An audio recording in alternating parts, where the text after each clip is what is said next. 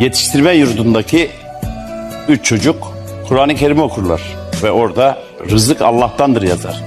Derler ki madem Allah rızkı gönderiyor biz hiçbir şey yapmayalım. Ve bunlar yapmaya başlarlar. Tabii ki yetiştirme yurduna gelen hayırsever birinci gün gelir, bütün çocuklara yemekleri dağıtır. Diğer kalan çocuklar ses çıkarmazlar, onlara yemek gelmez. Tabii ki bunlar çocuk, bir gün dayanabilirler. Ertesi gün sonunda yine yardımsever adam yemek dağıtmaya geldiğinde içlerinden biraz daha küçük olanı bir öksürür. Öksürünce de yemek dağıtan adam duyar, çocuklara doğru bakar.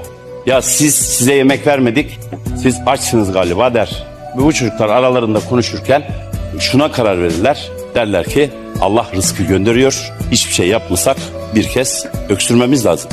Kadere inanırız ama bir şeyler de yapmak lazım.